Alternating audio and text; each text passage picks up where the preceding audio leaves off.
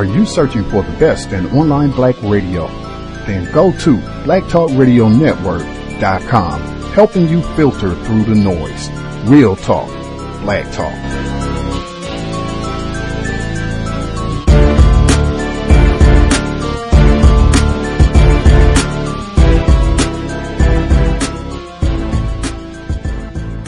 The internet is full of half-truths and all-out lies. We've all seen them, and many people on social media complaining about it.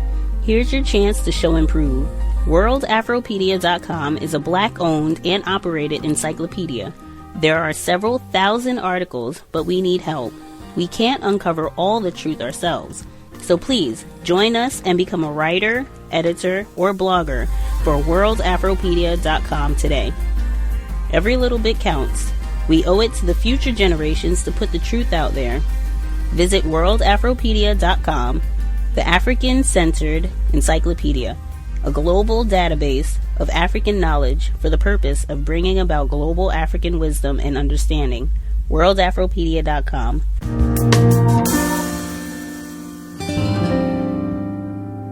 The scourge of racism has reared its ugly head again. This weekend it was on a football pitch in Italy which caused Ghanaian midfielder Suleiman Tari to walk off the field. And the issue has now been taken up by the UN Human Rights Commissioner Zaid Ra'ad El Hassan, who said today that FIFA needed to pay greater attention to the problem. On my missions in many parts of the world, I see human rights defenders who are an inspiration to all of us here at the UN Human Rights Office. And they can help prevent the erosion of hard-won human rights principles. In that connection, I wish to cite the case of Suleiman Tari of the Italian club Pescara, who walked off the pitch in protest when a referee booked him after he claimed he was being racially abused during a league match on Sunday. And we need to see more done when it comes to expressions of racism at international or even national football grounds. Suleiman Tari walked off the pitch in protest during a match between his team Pescara and Cagliari in the Italian First Division. He asked the referee to stop the game when the racist chanting got too much. The referee refused and instead booked Muntari for dissent, while the Ghanaian promptly stormed off the pitch but confronted home fans shouting, "This is my colour." He made this comment to local TV after the match, and we've had to voice over Muntari's Italian original. The same chant started, this time from the Cagliari end. So I went up to them and said, good, in a sarcastic way. When I turned round, the referee was there and he was telling me not to speak to the supporters. And that's what made me really angry. And I said to him, "What are you here for? Why are you speaking to me like this? Didn't you hear what they were saying?" And he said, "Yes, but you mustn't speak to the supporters. That's my job." So I said to the referee, "No, you shouldn't speak to them. You should have the courage to stop the match." So should the referee have stopped the game? That's what I asked Filippo Ricci, a journalist with the Italian newspaper Gazzetta dello Sport, and former BBC colleague Osasu Obayuana, who was also a member of the now dissolved FIFA task force against racism and discrimination. Filippo started off the discussion. The fact is quite easy. It's not what I think. There are some rules, some instructions. FIFA and UEFA give a very clear instruction to the referees in terms of when they are facing cases like this of racism and monkey chants or racist chants, whatever. They have to stop the game. So what Muntari was asking to the ref, it was completely right. And then when the ref said, "Yeah, I heard it," he has to stop the game. And this is why I think the ref was quite scared, and he didn't react. And then when he came off, then he said, "No, I didn't." In his report after the game, he said he didn't hear anything, so contradicting to what he said to Muntari. But the line of FIFA and UEFA is very, very clear, has to be stopped. Osasu, is this your understanding too, that the game has to be stopped and that the referee could have done it? Well, as Filippo said, the rules are clear. It's not a question of what anyone thinks. The referee is supposed to issue an initial warning for them to stop it. And if they don't stop it after the warning has been issued, the referee has the right to stop the game. So the referee really needs to be made to account for the way in which he managed this match. You see, what's interesting, not Osasu, what's interesting then, having both you and Filippo say this, is that has that message filtered through to everyone, including even managers? I ask that because the Pescara football manager, that's Muntari's football manager, afterwards said, I understand what prompted Muntari to do this, but he should have stayed on the pitch. I understand. As a manager, it's never good for a player to leave the pitch. Okay, so there was just 1 minute from time, but I understand the point of Zenit Zeman. But then it's very important. He added, he said, we talk a lot, we do nothing. This is the key phrase, and this is what the point that Muntari was kind of enlightening. He said, listen, when he went to the ref, he said, you have listened to that, you have to do something. You are not just here to whistle.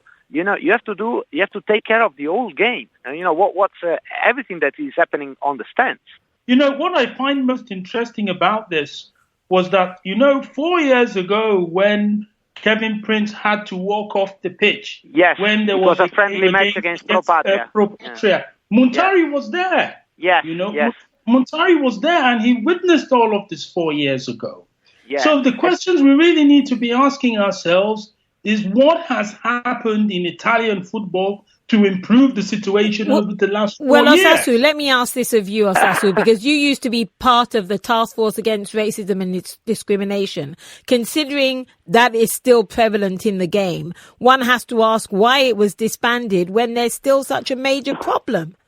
Please, you need to ask this question to Mr. Gianni Infantino and Ms. Fatma Samura. They are the ones in charge of FIFA, and they are the ones who decided to scrap this task force.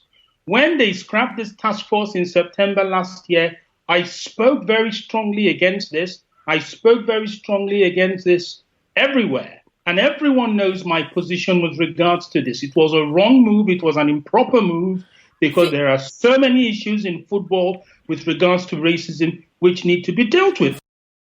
Context of White Supremacy. Gus T Renegade in for another broadcast, hopefully to share constructive information on the system of white supremacy. Racism, white supremacy, indeed, must be dealt with worldwide.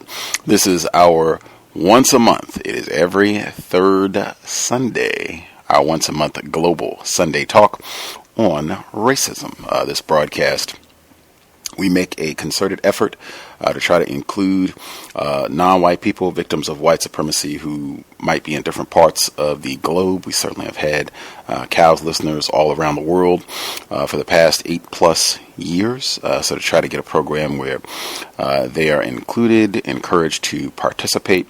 I always think it's great when black people get to exchange views with folks internationally, just to understand the global scope of the problem. I get to see a lot of the same patterns in terms of what racists do to abuse and terrorize non-white people, and also sharing strategies, suggestions from in a global context. Some of the things that work against racism, white supremacy in South Africa or Spain might work in other parts of the world as well. If you have a question you would like to ask, commentary for folks listening in, number to dial 641-715-3640, the code 564-943#.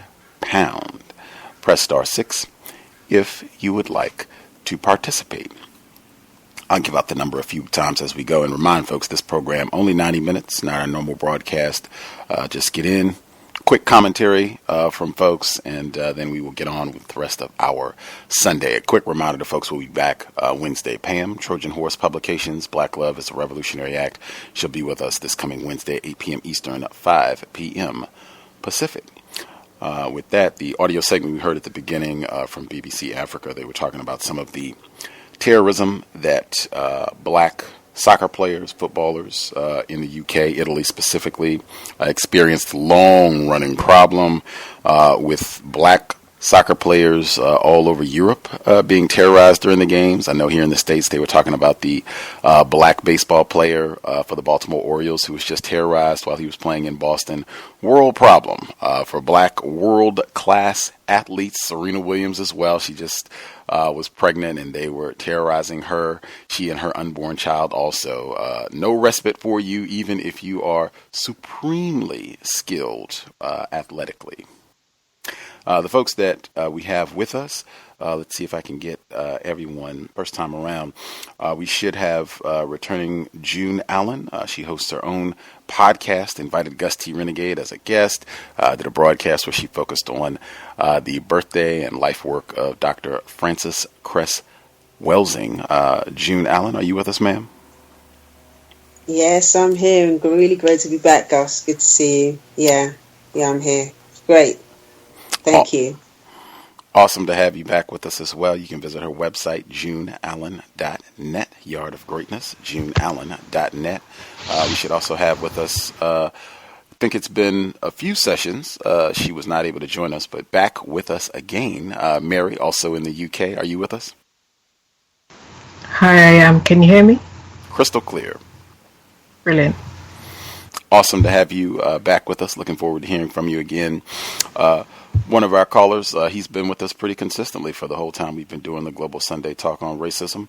Andrew, are you with us, sir? Yes, yes, Gus. Great to be here, and hello to everybody. Greetings, sir. Good to hear from you. It's been consistent. Even when we had tech issues, he's still been hanging out with us. And also we should have Mr. Fox, I think today, so far, all of our listeners are in the UK, but I think we do have some folks who are waiting in the wings who are not in the UK. But we also have with us Mr. Fox, who runs the YouTube channel where he posts a lot of the C.O.W.S content so that people can access the material there. He's been an investor. He's called in, supported the Global Sunday Talk broadcast for a long time as well. Mr. Fox, are you there, sir? Yes, I'm here. How is everyone? Right poorly, but glad you and everyone else could join us to exchange views. I had a list of topics and things that I wanted to get to, and callers might have questions that they want to address. Well, it looks like they do. Questions that they want to address as well. But before we get started, any subjects, items you all wanted to make sure that you brought up, shared with us before we dive into some of the topics? Mary here. Just the vilification of Lavar Ball has been quite interesting. That when a black father wants to advance his children, just, you're not supposed to do that. You're just supposed to be a $40 million Negro, and so is your son. So you shouldn't really aspire to give him the things that white people enjoy. It's just been very interesting to see how white people can fall into victim mode, and Jason Whitlock is an absolute disgrace. Wowee! I am stunned on many levels. I did not know that the Lavar Ball saga had become big news even over there. I guess people could just be following UK streams and such, but wow, that is amazing. And for people who haven't been following Lavar Ball, he's a black male. He has a son who's a college basketball player. He's declared for the NBA draft, and it's created a lot of attention because when they have these young players like this, there's so much money, millions and millions of dollars involved now that they advertisements and endorsements, right, the sneaker deals and all that. Mr. Ball has basically set up his own company and saying, we're not signing, doing the Nike thing and Reebok and what have you and making all this money for whites. We're going to do our own branding and coming up with his own shoe company. And whites have been furious about this and ridiculing him. And I think the price for the shoe line that he came up with, I think was like $500 or something very expensive. And whites just, went berserk like, oh my gosh, you're a moron and a fool and you're messing up your son's career and you don't know what you're and all this nonsense and what have you. I guess what stood out with you about this in terms of the racism and how they have treated this black father, Mary? And I guess Jason Whitlock is a victim of white supremacy. what commentary, I guess, have you seen that's been non-constructive in all this?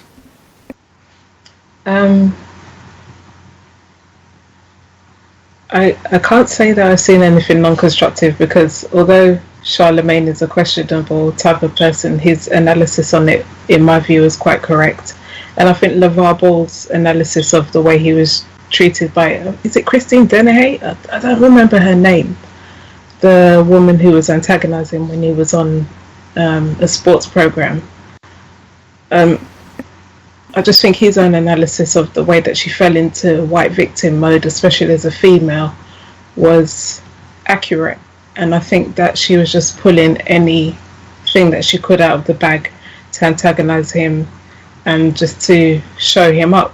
It was quite disgraceful. And most importantly, the way that the media has handled it, there's just slew on slew of pages about how he's threatened this woman when he didn't do anything of the sort. So, you know, they've tore him down in the media, and then they've also created propaganda to vilify him. So it's just been very interesting. But from my point of view, I don't disagree with anything that supports Lavar Ball. I disagree with anything that does the exact opposite. Wow. Right on, right on. Whites are amazing at the white victimhood, and I didn't even know that the whole Lavar Ball thing was going to come up on the program, but this right in line with the opening segment that we had about the abuse that black athletes across the water are facing worldwide. Doesn't matter. Children, older, doesn't matter. Has this been covered at all in the UK? Media or press over there, or have you just been able to see some of what's been covered? You said Charlemagne the God and some of the other folks in the States that have been talking about this? I've not really seen anything over here. It's just that I tend to keep my eye on things that happen worldwide, and I catch what I can when I can. So if it's a hot topic in the US, I tend to catch on to it quite quickly. Smart, intelligent. Mary's opening commentary she wanted to get in. Did any of the other folks listening in, if you had a topic, subject that you wanted to make sure that we covered today, if you had commentary on what Mary addressed with the Lavar Ball situation, that's fine. Or if you had your own subject matter you wanted to touch, feel free. Okay, Nancy speaking. Oh, Nancy is here. I forgot to introduce. I thought we missed her. This is Nancy from Belgium joining us. She's been a guest on the program before, and she too has her own podcast. Greetings, Nancy. Yeah. Hi, greetings, everybody. I would like to listen to advice about parenting under the system of white supremacy, and to give updates about the school situation with my son and what happened. As I will meet with the principal tomorrow again to discuss about the incident that happened.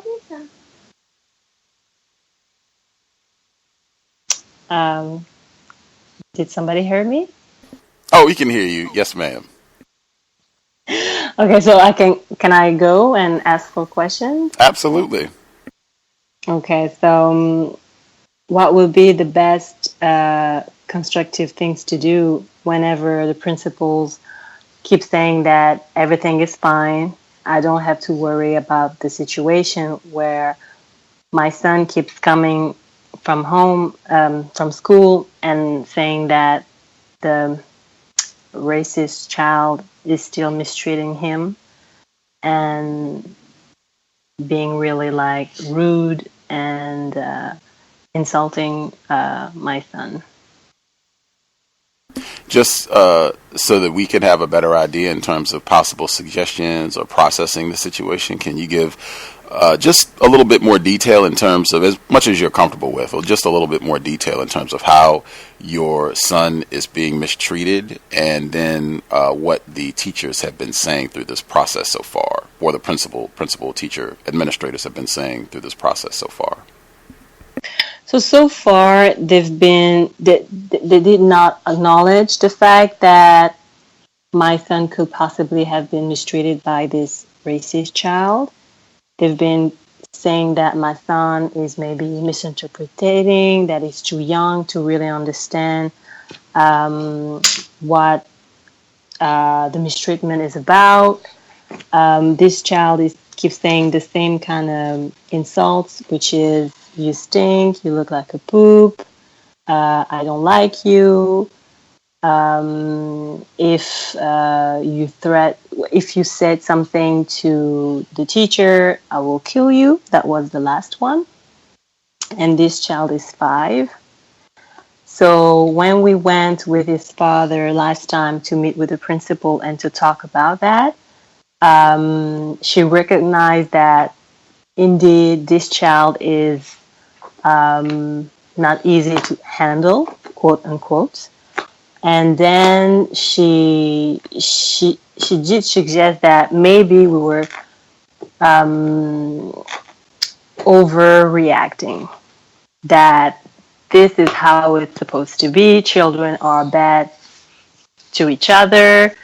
So again, she was more, be comfortable. We will do our best to keep an eye on the situation, but for us, there's nothing to worry about. And that we should just relax and make sure that we reinforce our child.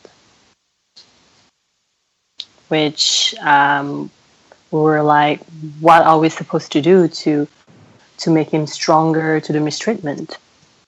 And yeah, he will learn, and he will live and learn. So that's interesting. Like, what are you supposed to do? Like, should we teach our child to get used to the mistreatment? Which for us, it's just unlogical. Wow. So good to hear from Nancy. I'm glad she was able to participate again.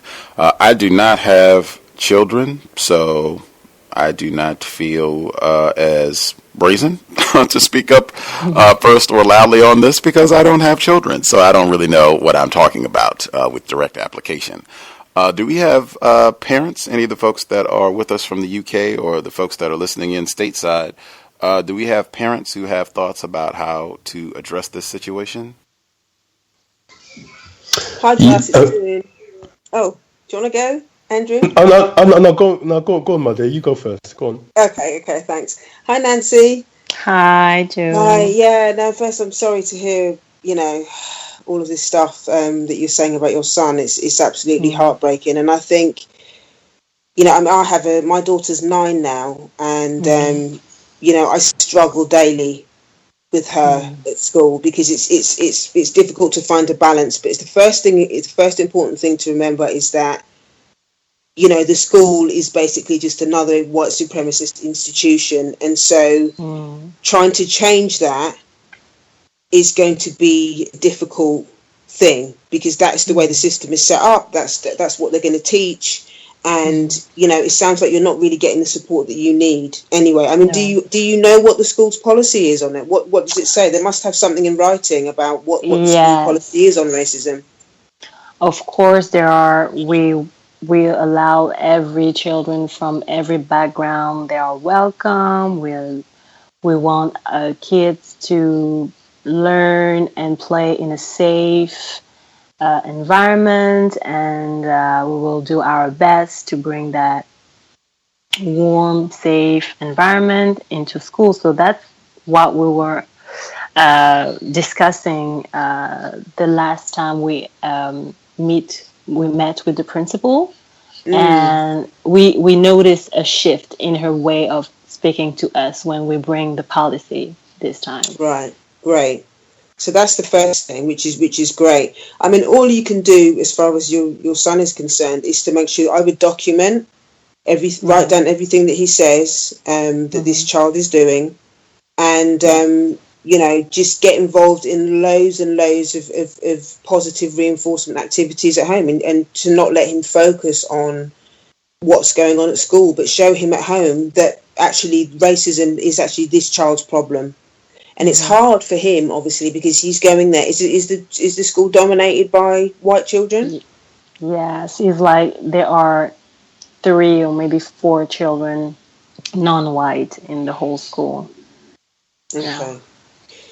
Yeah, I mean, one of the other things that I do with my daughter is to try and get her involved with other children, other black children. There are homeschooling, I don't know what it's like where you are, but there are online Facebook groups, forums, online programs that teach, that do African-centered schooling.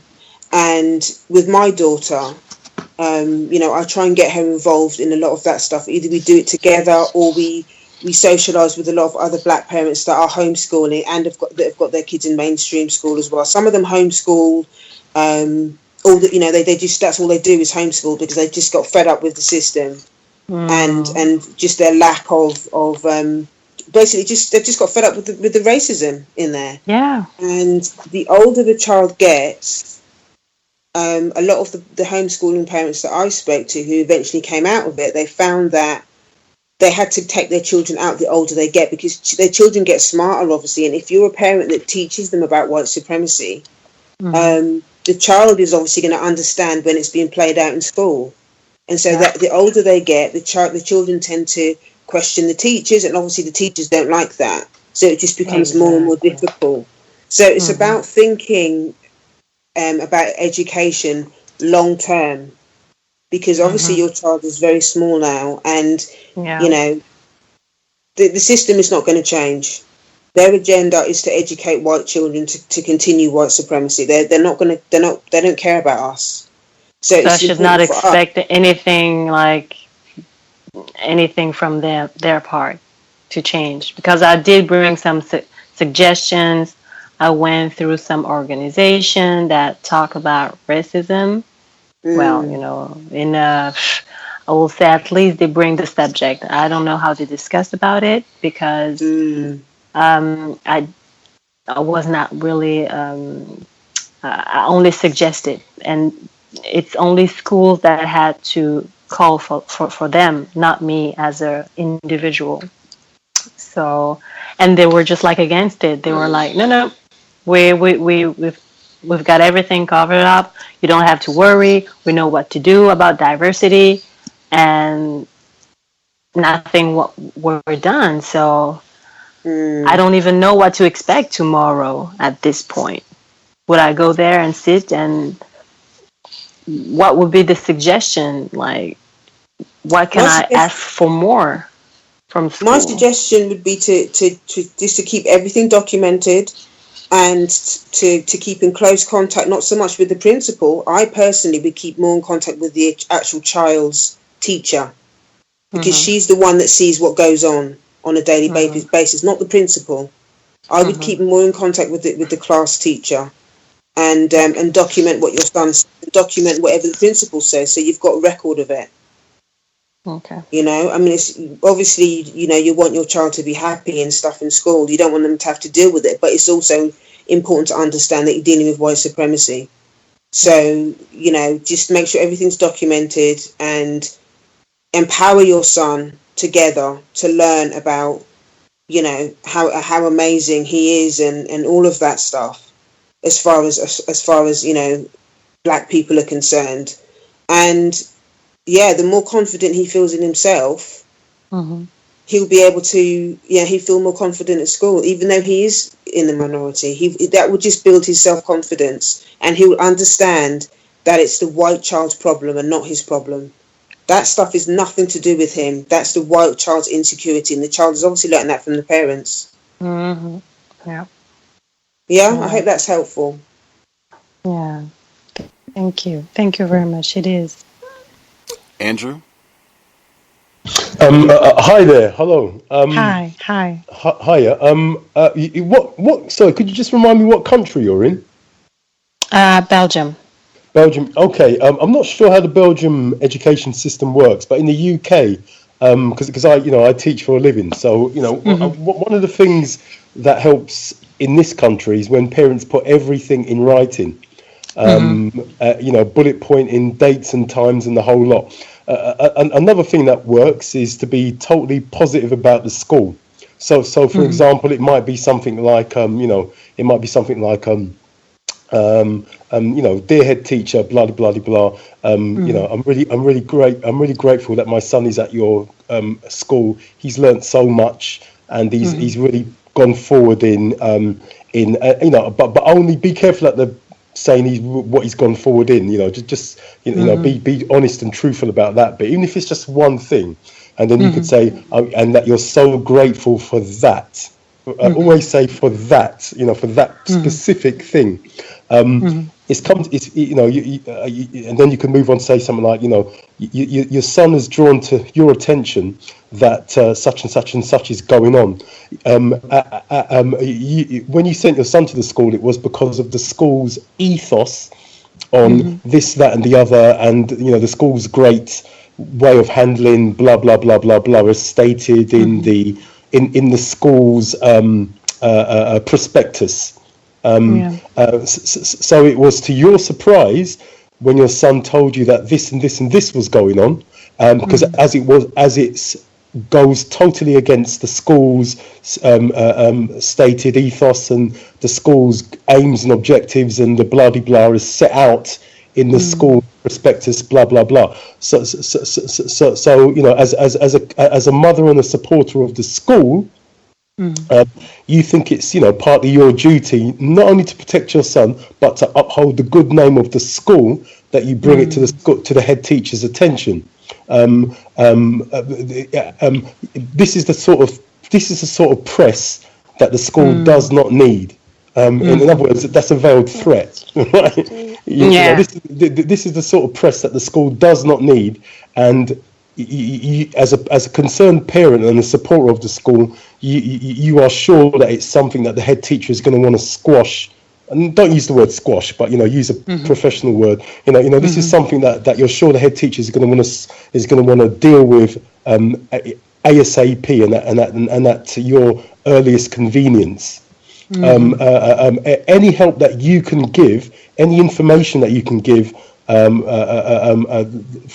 please do not hesitate to contact me.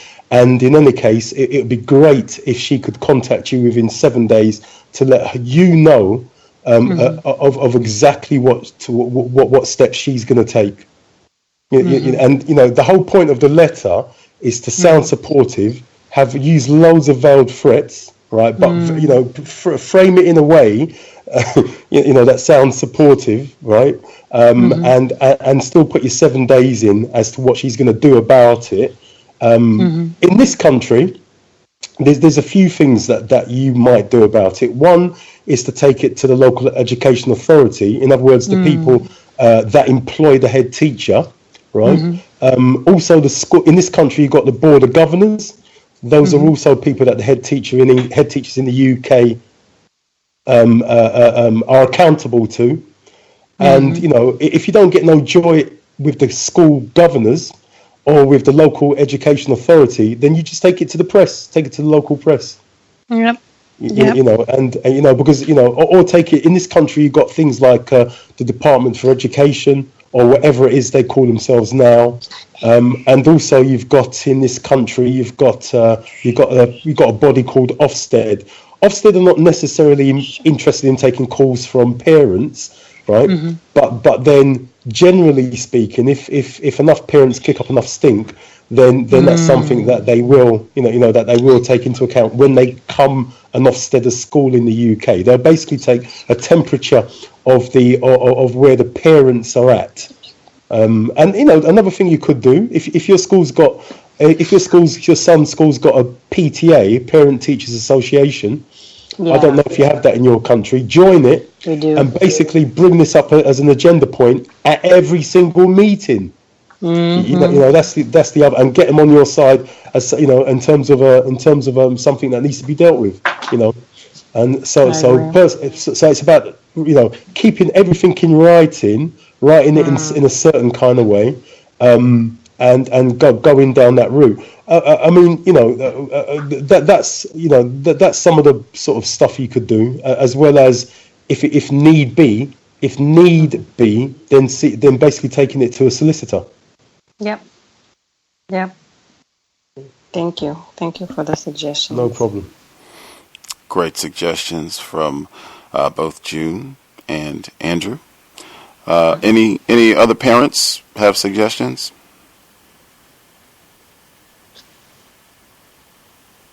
Okay. Any of our other non-parents listening in have suggestions? Hi, Nancy, it's just Mary.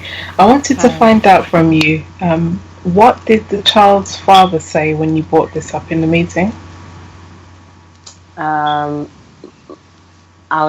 child's father?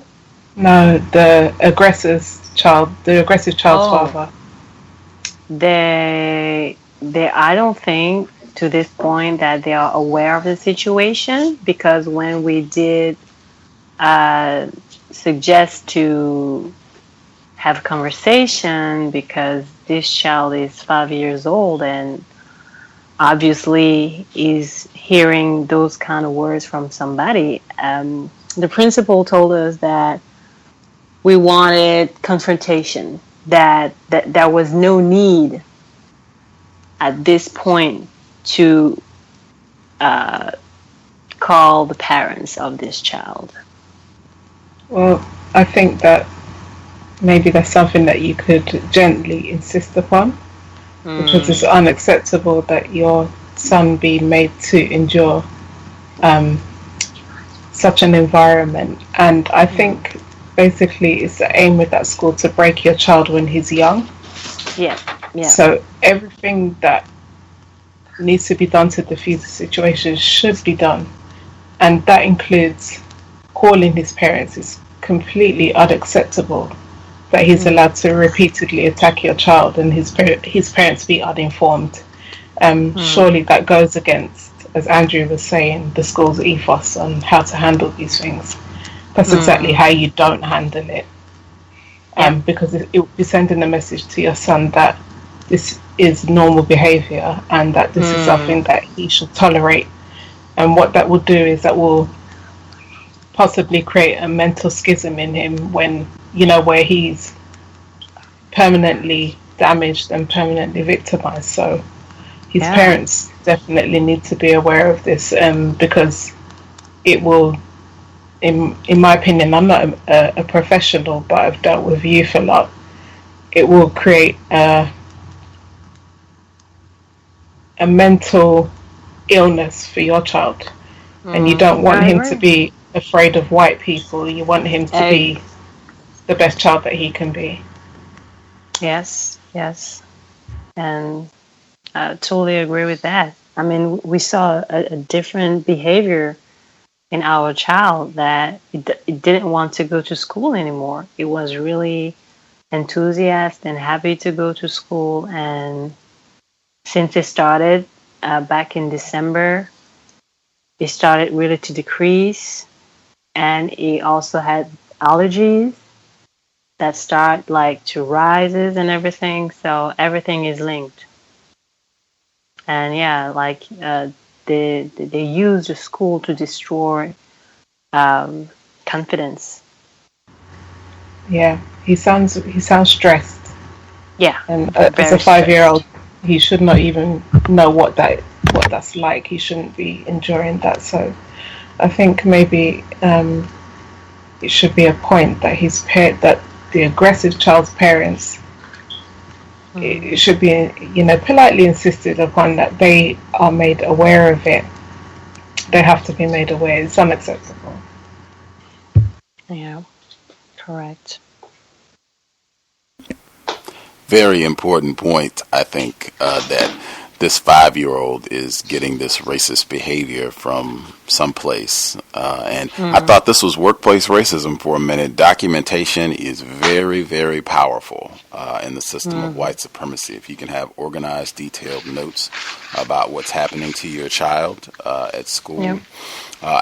One suggestion I would have, I think it can be helpful, is if you can go into these situations, just like in the workplace, with questions to ask about what is the procedure when there are allegations of violence. And I would use the word violence. whatever that is in whatever they speak in Belgium, I forget. But yeah, I would use the word violence. Flemish and French, yeah. There we go. I don't do either. Barely struggling with English. But I would use the word violence. What's the policy? Yeah. And have that in the policy, even though you're asking the question. And I would also have in mind, because like you were saying, like they can be ignorant about things or saying that they don't think this is happening. You're misinterpreting. I would already have in mind in terms of what you think should happen to resolve this situation. That can even be framed as a question. Is it possible that this can be done? If it's, having whatever you think would be reasonable with the situation. Also think it would be great if you have the time to spend a day in the class. I think pretty much any school that I'm aware of, they have a policy where they encourage and allow parents, if they want to sit in or be with their child for the day, to hang out. Let's monitor. That way you can, sit there and let the teacher know. That way you can talk to her that I'm here specifically about this issue, and maybe we can brainstorm the best way to deal with it. And if she or any other white person, the standard racist response, this is not happening, you misinterpreted, maybe your child is just, you and your child are just being overly sensitive about this type of thing.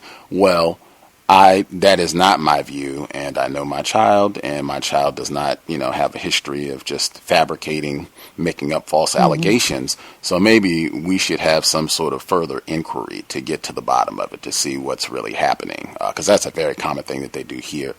With that term confrontation, them saying that you're looking for a confrontation, that's the sort of thing that, in my view, is massive act of white supremacy, and it's standard operating procedure where they are terrorizing you, they are aggressing upon you, but they frame it that you are the one that is looking for a confrontation, and it's, no, I'm being victimized. I'm just trying to stop the mistreatment that's happening, and they are amazingly skilled, and I don't know how they put that together in Flemish or French, but wow, that is perfectly very refined woman. She made sure to never mention racism.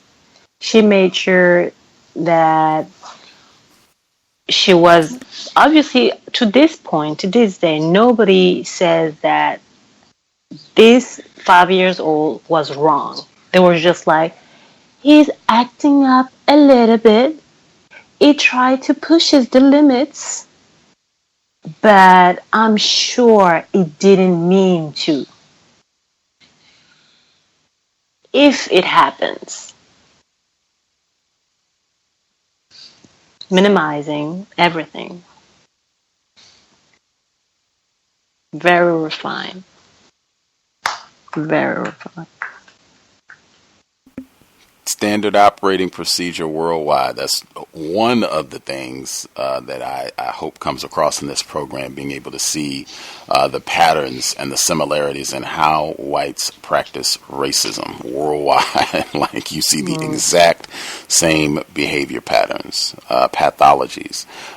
When we spoke, when you were emailing about some of the details with this situation with your child, 5 years old, I just want to emphasize that. 5 years old, racist man, racist woman, racist child. And wow, that a white woman is at the head of all this at the school. Wow, someone should write an essay about the terrorism of white women teachers. Anyway, you were able to speak with Mr. Fuller about this situation. What did Mr. Fuller recommend? The policy. So that's what we did last time, to really refer to the policy and to ask questions all the time, stay in the question lane, no statement. And we were able to stay for 30 minutes asking only question and using her response as questions as well, as the base for other questions. For example, we were like, okay, if this child is pushing the limits, if you don't know if things happen, how can we find out if this child is not being asked what happened? Did his teacher or her teacher asked him the question, what did the school did about the situation? And she was not able to respond to me. Did you do an inquiry? And the response was no. So that's why they keep saying like, we handle the situation, but we don't know how they did handle the situation. So with us having the policy and reading the policy to her, with every child is welcome, no matter what background they are from, we want to make sure that the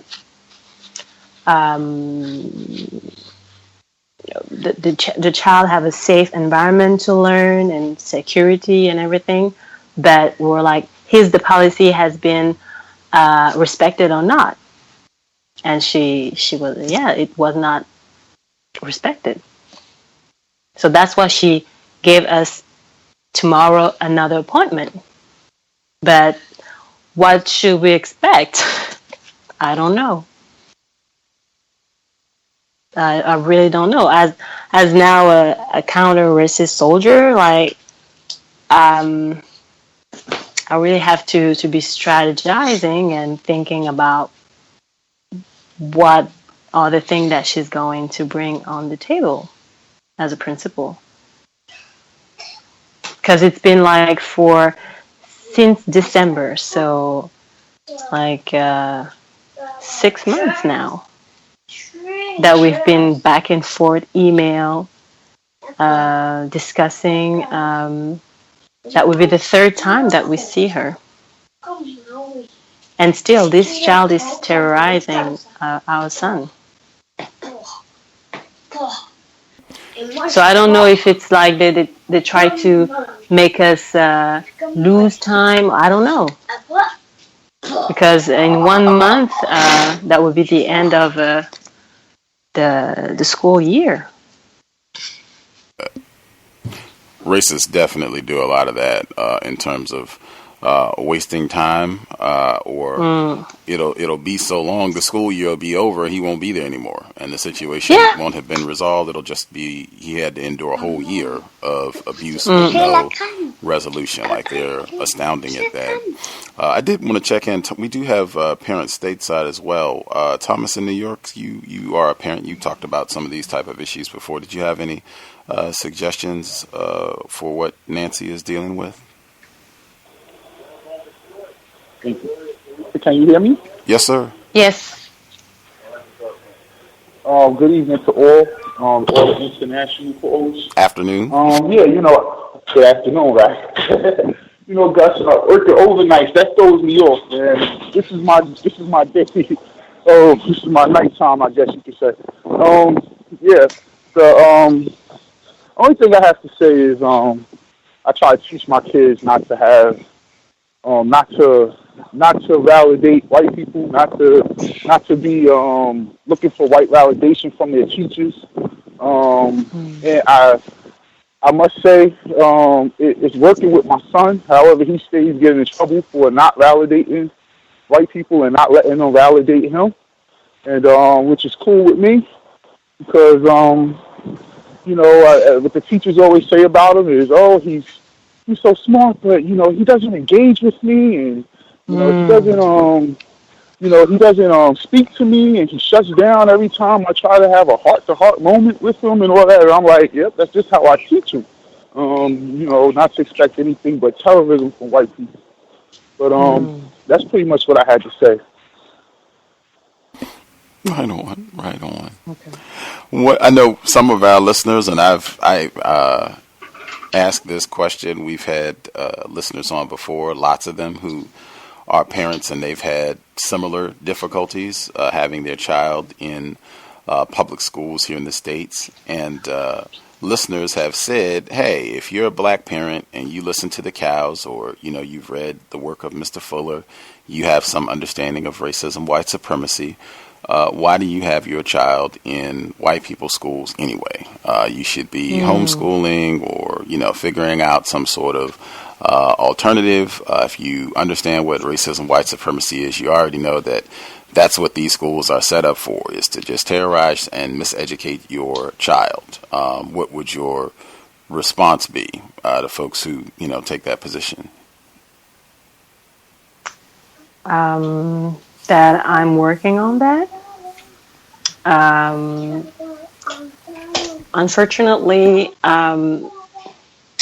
his father is confused. He's still confused. And not only I have to how can I say, to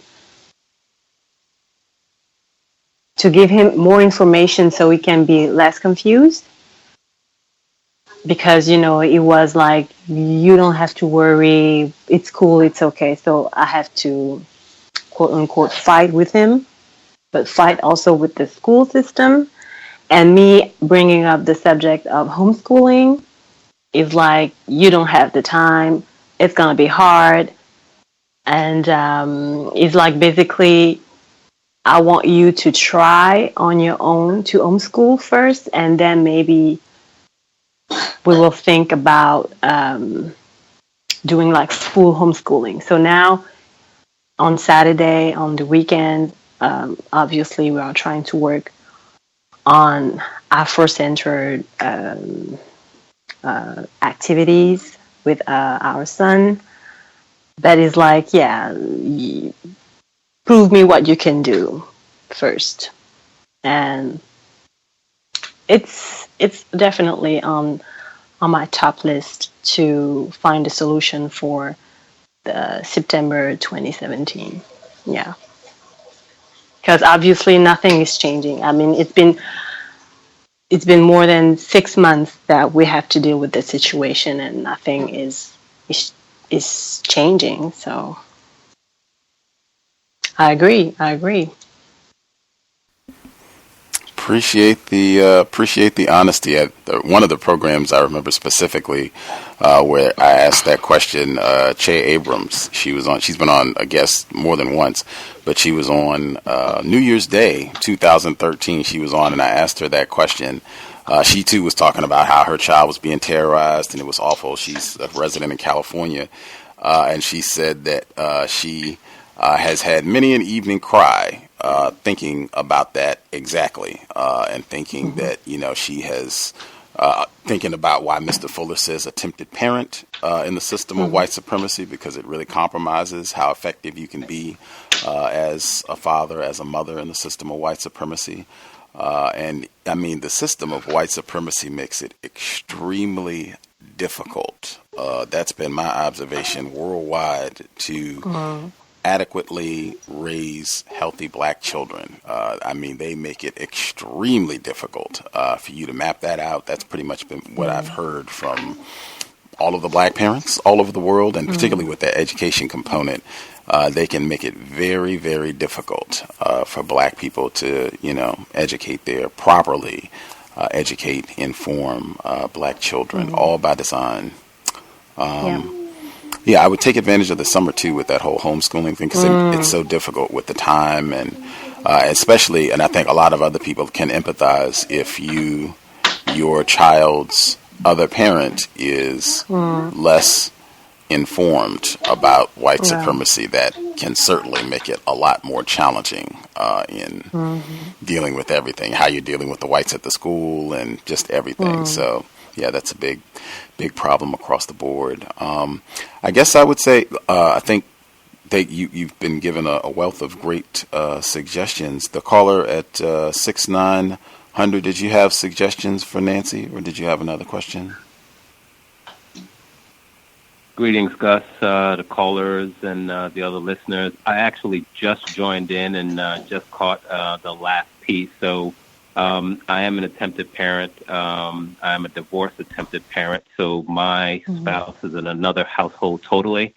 So my learning of the system is totally outside of where my children's parent, my other their mother is at this time. So as I'm trying to educate them, I'm also trying to kind of spread some information to her in reference to the things that are going on. And she has her mother, who was in the school system for about 45 years.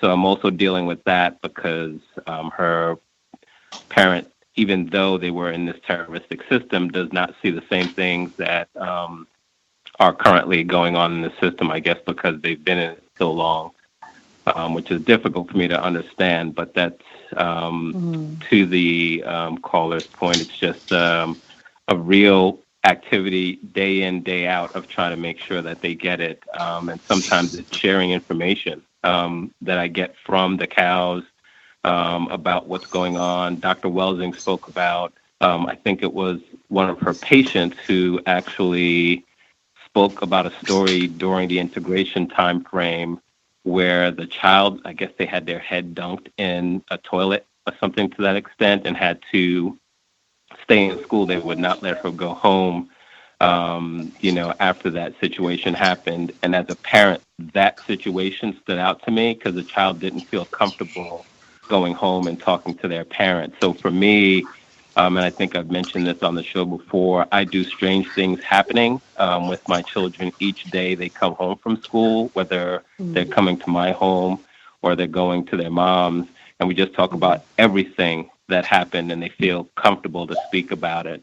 But there is no better situation than to homeschool. But until then, just trying to find other ways to make it work. Yeah. Thank you. Appreciate that.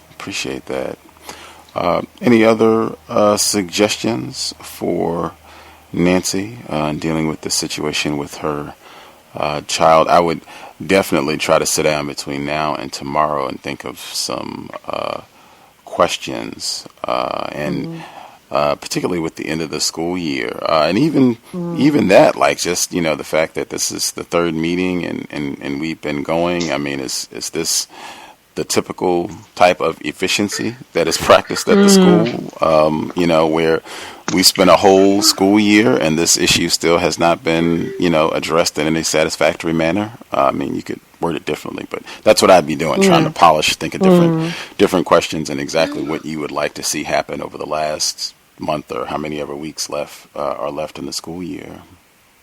Yeah, exactly. Oh, well. Man. Hi, it's June. It's June again.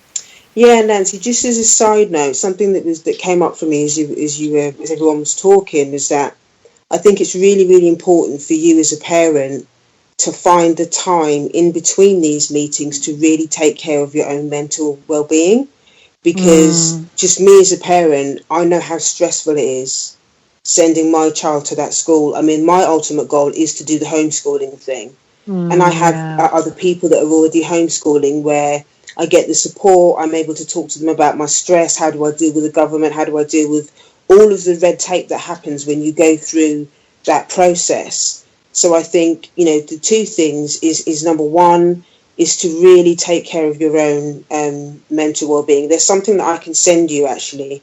So connect with me after. I can send you something that you can do to deal with racial stress, and you can just use those tools as a means of kind of discharging the stress, because then when you go into these meetings you can be as cool as a cucumber. And I think that's really, really important. You're going to be so much more equipped to be able to support your son if you're feeling really centered in yourself and you've got a place to discharge all of your anger, upset, anxiety. All that stuff needs to be really discharged out of your body and out of yourself in order for you to deal with your son. And the other thing is, like I was saying before, is just to get loads of support. Have a look on Facebook, or wherever, find some support groups that are already homeschooling and start to build your network. And maybe that will help your partner, because he can maybe talk to some of the other men whose partners that are doing it. But what do they think? Then it's not just you having to convince him. He can already see that you've got a relationship with people that are already doing it, that their children are fine, that they're not locked up in the house, that they, because these people that do this homeschooling stuff, in my experience, they go on outings, They're not just locked up in the house with their books. They go on different. They create different excursions, and they do stuff online. There's different ways of doing it. So I think it's being able to present this to your partner in a way that shows that actually it's actually going to be empowering him. You're not going to be denying him anything, because the school is just like we were saying before. It's another white supremacist institution, and I agree with what Gus is saying. Like what Malcolm X says. Why would we're fools because we're letting our enemy teach our children. At the end of the day, we're letting the enemy teach our children. But obviously, it's a process.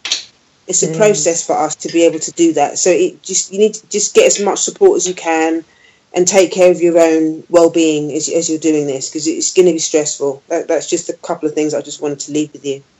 Thank you very much. Yeah, I look forward what you're going to send to me, because it is stressful. Designed to be so. Designed to be so. Context of White Supremacy. And again, remind listeners, everyone, this is not our normal program, so we have 30 minutes left. 30 minutes left. Thank you folks very have commentary that they would like to share, other topics that they want to touch, other suggestions, thoughts that came up from what Nancy has shared with us today and the grapple she's had with the racist school system in Belgium. Make sure I say that, not, wherever we're accustomed to talking about these incidents in the U.S. Folks have commentary. The number again at 6. I have a question. Let me give out the number really quick, and then we'll get your question, Thomas, in New York. The number 641-715-3640, and the code 564-943#. Press star 61 if you have a question or commentary you would like to share. Thomas in New York, feel free. Absolutely. The last few weeks we've been inundated with Donald Trump's Russia things, and him also going into the Arab world to last night, I believe, or the night before last. I just want to know if that's big news there, and how are they positioning the commentary on that? Hi. Sorry, I'll just get this in quickly because I've been speaking a lot. It's Mary. About impeachment. What was that last part? Just want to know if they're talking about impeachment there as well. Impeachment, got it. Okay, Mary. They are covering it in the news here, but then drawing a lot of parallels between Obama's visits there and how unwelcome he was, and how Donald Trump is receiving the highest orders of respect when he's attended. And they keep on referring to Michelle Obama not covering their head, but they don't make any mention of the fact that Theresa May refused to do so. That's kept very hush-hush. And impeachment, they're focusing mainly on what's happened with Comey and the other gaffes that he's made, and it's kind of like under the surface, but they've not out and out said it. It's more, it comes out when you speak to the average person on the street or when you see Facebook posts. Any of our other callers different? I think most of the folks are in the UK, and then Nancy, our outlier today in Belgium. How, I guess, the coverage of Trump as he's been doing some of his foreign visits, how the foreign press, how they've been talking about either impeaching Donald Trump or the firing of former FBI Director James Comey, how that's been discussed, and I guess comparing and contrasting how the press has talked about Donald Trump in relation to President Obama. I think that's interesting as well. Any other folks have commentary on that? So sorry, Gus, I missed the last bit. You wanted commentary on the impeachment, the possible impeachment of Donald Trump. Right. Is that being discussed? Is that something that's being talked about in the press over there in the UK, or no? Possibility of Trump being impeached? That's been in the news over here the last few days, and I love it. I've got to say, I love, that man, your president, right? he's just he must have been, if indeed he did speak to the Russians, and I personally believe he did, right? He's clearly out of his depth. The man's a lord unto himself, but he's really and what's his name? Vladimir Putin's dream. Because all you've got to do is appeal to his ego, Donald Trump's ego, and he'll be your best friend. And I believe that's what's happened. And I would be very, very sad if he didn't get impeached. But if I'm really honest, I just enjoy seeing the American political system in a bit of a turmoil. It just amuses me. It's just great comedy, listening to the nonsense that man says, and watching people, watching his own party squirm around and not know whether to support the racist or back away from him. And it's, should we support this racist? Should we get another racist in power? Should we get rid of him and get someone else, get another racist? Someone who's a bit more sane, a bit less of an ego. And it's almost like they don't know what to do. So it's going to be an interesting next few weeks as the lies of this man, Donald Trump, comes out. But, someone, I think on your side of the river pond said something, to describe him. They said Donald Trump has got no sense of right or wrong. For him, it's just winners and losers, right? And to me, that's that's an interesting statement, because that man, what it says to me, what I thought when I first heard that man speak was that for him it's just about who comes out on top financially, and for that he's loyal to no one but himself, and so it's a very interesting thing to behold and to listen to when people talk about Donald Trump or people over there, especially around this impeachment thing, but I'm glad they're going down this road, because quite clearly that man getting involved in anything on planet Earth, right, he doesn't care. He didn't care about what was going on in Syria. It's a smokescreen to get people talking about something else other than his connection with the help he got from the Russians to get into power. And it's so obvious, right? So it's good that they've gone right back to it. The only obvious question is, if they get rid of this racist, another racist is going to take his place. So that's the only tiny little problem. As I understand it, unless I've been misinformed, should he be impeached, that would mean Mike Pence would become president. So I don't know how much things would be improved with that. But other folks that listened in, if I understand Thomas in New York, his question, he wanted to know how the press is covering, in other parts of the world, how the press is covering Donald Trump's foreign visits, and whether or not there's been, the talk about impeaching him and the firings with Comey and what have you, and also any contrast in how the foreign press has talked about Donald Trump so far in relationship to how they talked about President Obama. Any of our other international callers have commentary on that, Thomas's question? Nancy from Belgium. Mm-hmm. So Donald Trump will be in Belgium this Wednesday and Thursday. So of course they are talking a lot about him because he criticized Belgium like a year ago when things like the attacks, Brussels attacks happened in one of the city in Belgium. So the headlines are Donald Trump coming in Belgium. He will also participate in the summit of NATO. And they're afraid because they say that he's acting like a child. He's saying everything that he wants to say, and he's criticizing and using a lot Twitter. So yeah, they're like, the child is coming. That's the way they are talking about him in the press here in Belgium most of the time. Afraid that it will say things that you're not supposed to say when you're president, like he doesn't care about the protocol, something like that.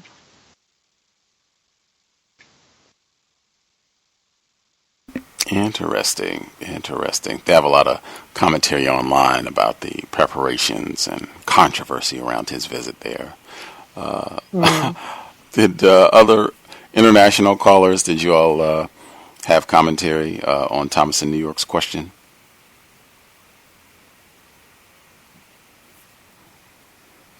Folks satisfied?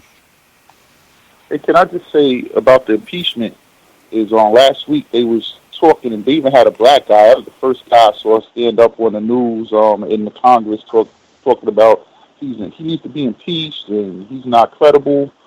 And I heard a bunch of white people say it, and I was waiting for the pushback, and in 1 hour, these New Yorkers dropped that stock exchange $300 for 300 points, and you heard that impeachment talk slow down real quick on the news after they did that.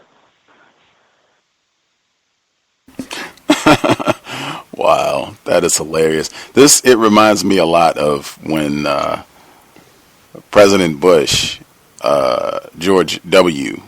Bush, was in office before Obama, and they were talking about impeaching him, and people were talking and still talk about, he shouldn't have been president in the first place, and he stole the election in 2000, and blah blah blah, and all that. And I remember telling white people what I just said. Okay, so we impeach George W. and GW, and I think that would mean Dick Cheney would be president. That's the protocol, right? I don't think that's going to improve anything. I think the word humor was used. It's just mildly amusing, I guess, to say, because I could easily see this being like the commentary for the next 4 years. Like every day it'll just be new, impeach him, he's crazy, impeach him. I mean, the thing that I keep in mind more than anything, the same thing that I said that allowed him to get in office, there have got to be a whole lot of whites who just have made this a sport where they come out and yell and whine and make all kinds of accusations against Donald Trump, and at the end of the day, that's their guy. They vote for him. They give great performances in public about how, oh my God, this is the word he's intent, and then as soon as that's Donald, right? Make America great again. They are right on, and there have been a lot of white people who have slowly conceded that over the past 6 months, 7 months. Other folks, we have, I guess, less than 20 minutes now before we conclude. Other topics folks wanted to make sure we got to. The French presidential election. I was in error. I thought Marine Le Pen was going to sneak through, but she was trounced last weekend in the French election. Any commentary on that?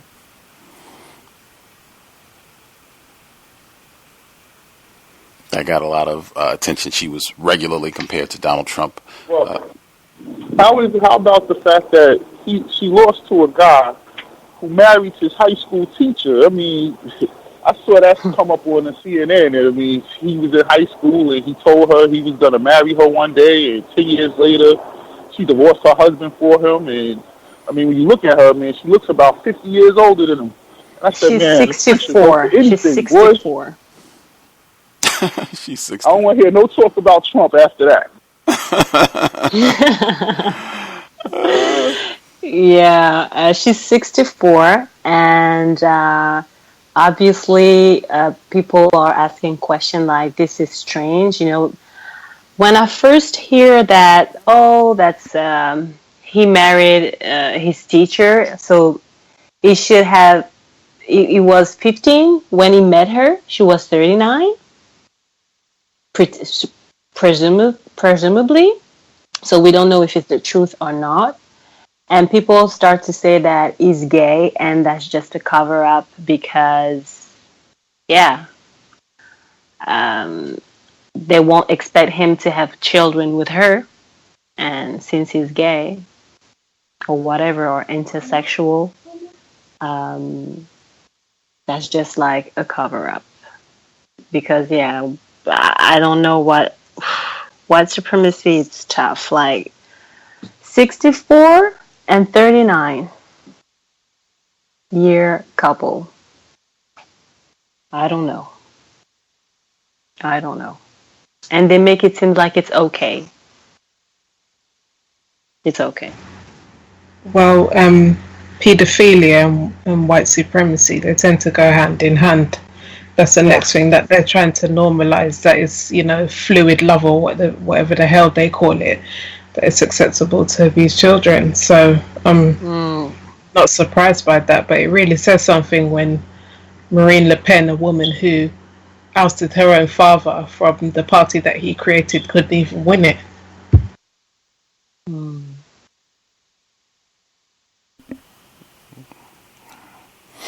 Do they, for our international callers, do they have gender-neutral bathrooms? Like, is that a thing worldwide? Not in the UK. I've not seen that in the UK.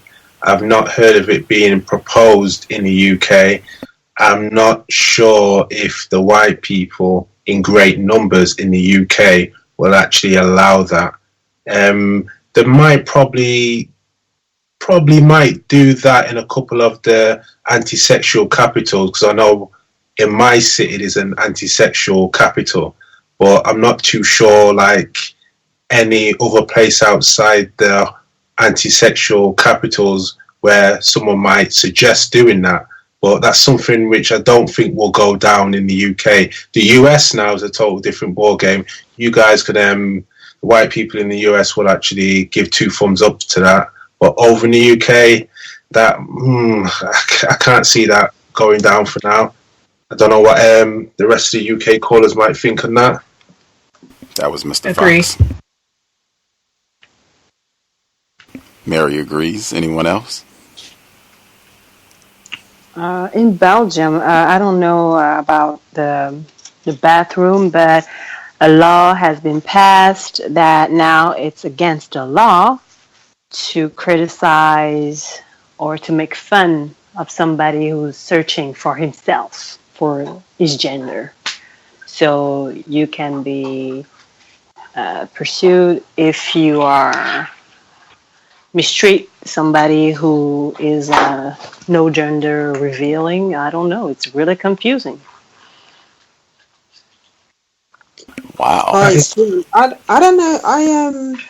I wouldn't be surprised if it happened in the UK, to be honest. And the reason I say that is because I read an article the other day about there was a school that was thinking about having gender-neutral uniforms, school uniforms.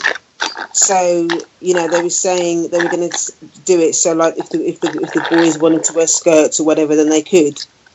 So, yeah, with stuff like that happening, I wouldn't be surprised. It wouldn't surprise me. So that's kind of what I thought about. Nothing surprises me anymore. So yeah. Well, it is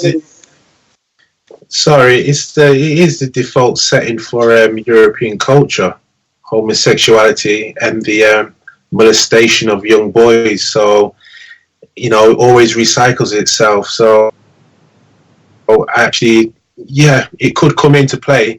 But right now, they're more on their getting their homosexual capitals and their rainbow flags being flown around in city centres. Because where I worked, there was a homosexual flag flying out, full mast for about a month. I wasn't too sure on why it was. I wasn't too sure if it was a special occasion, but that flag was flying outside my workplace for about a month. So that group has it's a very powerful group, and they can get things done. They have a lot of money behind. And it's another wing of racism, white supremacy with a shield, because they fall in so many different arenas and claim victimhood. But when you think of homosexuals or anti-sexuals, the main power group within that group is white people. So it's like when white people say women, you know, they're not talking about all women, they're talking about white women. This is the picture you get in your head. Same with homosexuals. We know there's black homosexuals, Asian homosexuals. The most powerful within that group are the white homosexuals. They're calling all the shots within this group. So that could, that could happen very soon. Like where I'm at now, you see men walking down the street dressed as women, and it looks horrid, but you can't say anything or do anything to that person. Not saying people who dress that or think that way inclined should be harmed, but that is a protected group, more powerful than the people who are in a group called black anyway. So it's just another wing of racism, white supremacy. Absolutely. I just want to share this, even though this is something that happened in the States. I was listening to a radio broadcast, and they were talking about, can you make laws to stop, they use the term hate, to stop the system of white supremacy. And they cited the Matthew Shepard hate crime bill. Now that should stand out. C.O.W.S listeners, we did a whole program about Matthew Shepard, this white male who was allegedly killed because he was gay in, I believe it was 1998 in the States. And there's been a book, we had the author on the program, the book of Matthew, where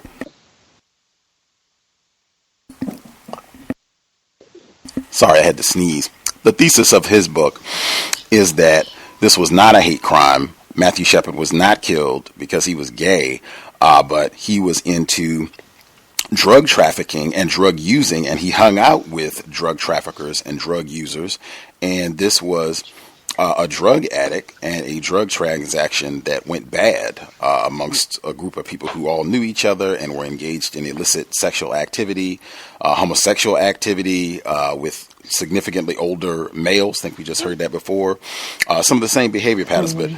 But this came up in the interview, and he said, well, what do you think about the Matthew Shepard hate crime? Is that going to stop crimes? The reason this stood out for me was it is the it's the James Byrd Jr. Matthew Shepard hate crime bill passed by the one and only Bill Clinton.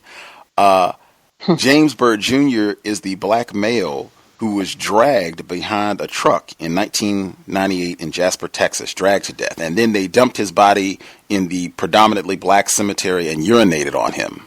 This happened in 1998, not ancient history.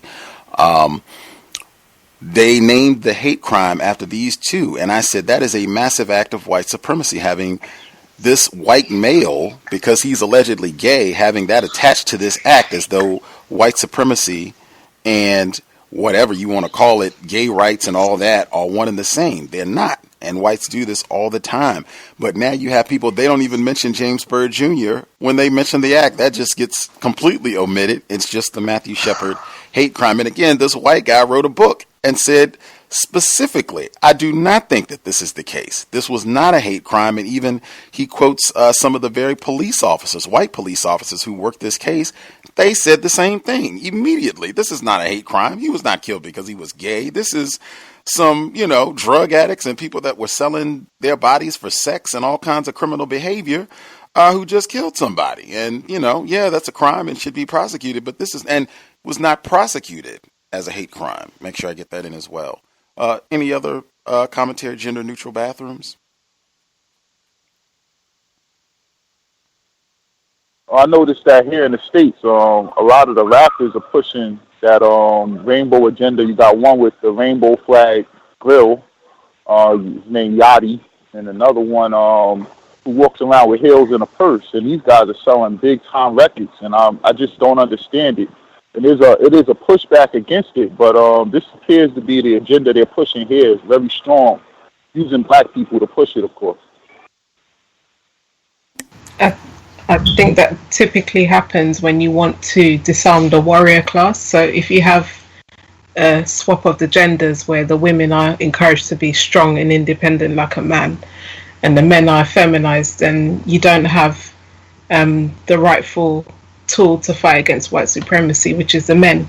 You stand behind the men to lead, and if they're all switching and carrying purses and high heels like Young Thug and got tutti frutti hair like Little Yachty, then it's just not going to happen.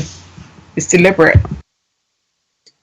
That homosexuality is it's a very dangerous weapon in the hands of racism, white supremacy. Europeans have been practicing it for many, many centuries, especially when we go back to the ancient Greeks, which we do know, in the Romans, and how they used to sodomize the warriors of the people they defeated. I think that that episode you done, Gus, with, is it Dr. Judith Reisman? You done, I think it was in probably 2011 or 12, or could be 2010. She talks about that homosexuality. That's a very, very good C.O.W.S episode. Suggest you all try and listen to. But yeah, that homosexuality, and Neely Fuller said it before, well, you know, young black men will be in dresses in the 21st century, and it's obviously true.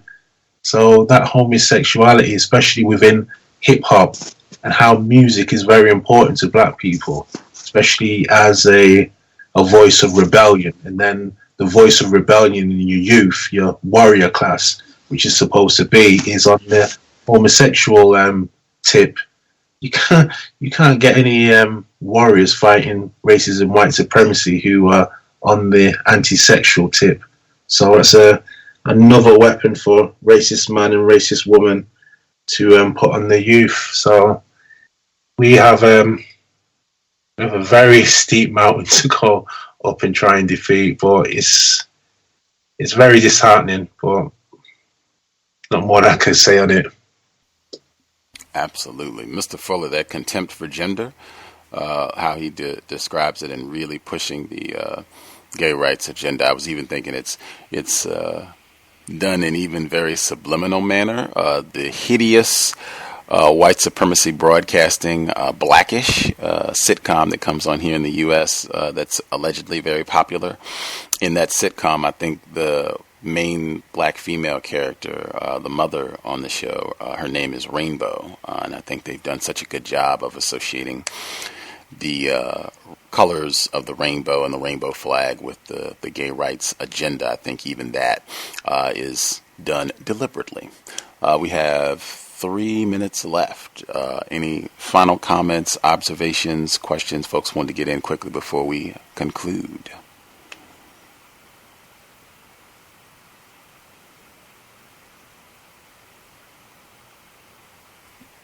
Everyone satisfied? Nothing else they want to get in before we wrap things up today? Can I be heard? Yes, sir.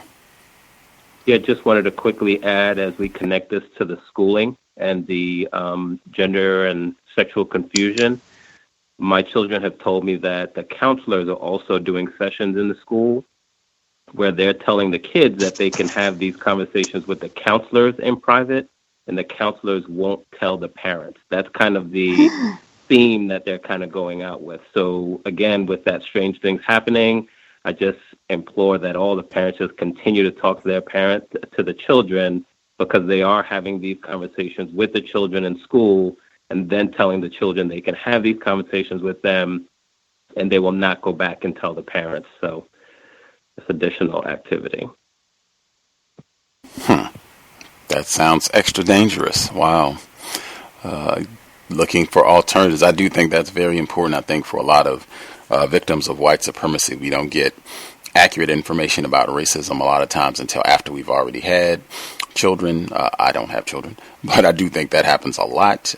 Obviously, it would be best to have that information first, and then to have extensive dialogue, the parents to have extensive conversation about, what is our child's academic plan going to look like for the first 10 years of their existence. Like, that's top-notch, top-level, professional counter-racist soldiering, in my opinion. Anything else last minute before we conclude?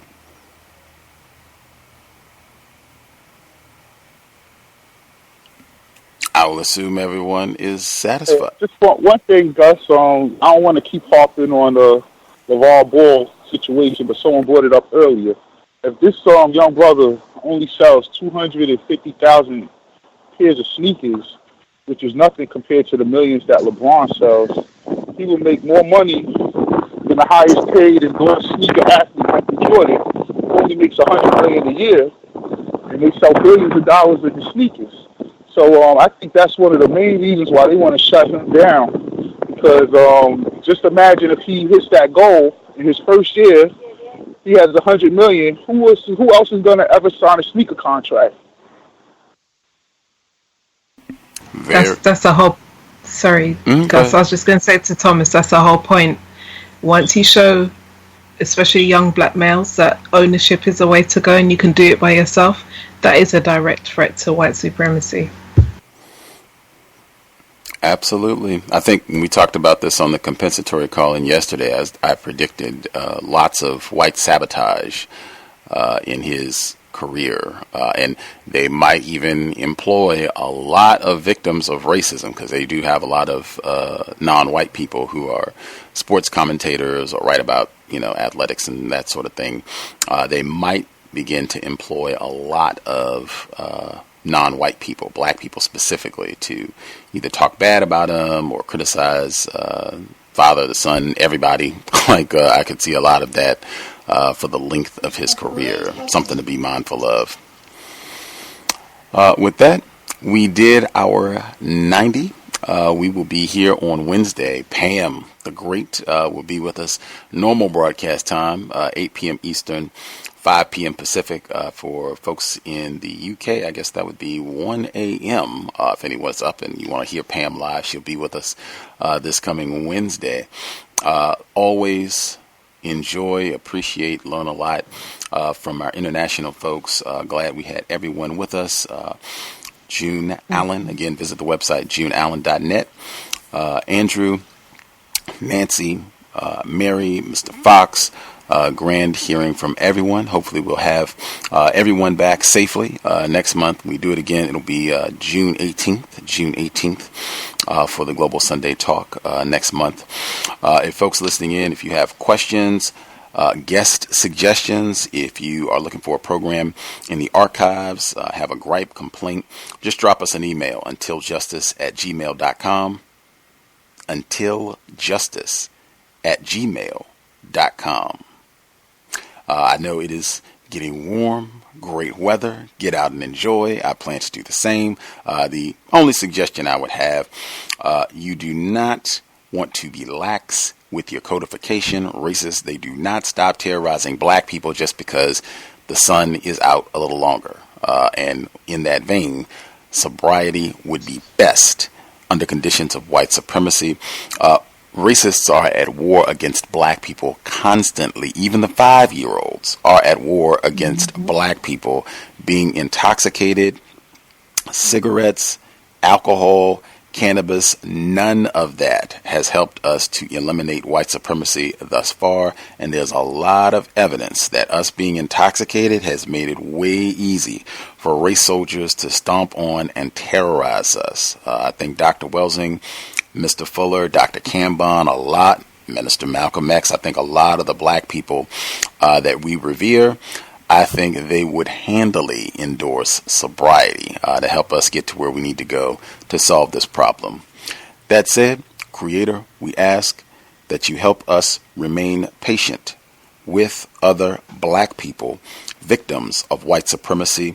We ask that you help us remain patient with ourselves. Remind us to demonstrate the highest levels of black self-respect at all times, in all places, each and every time we are in contact with another black person.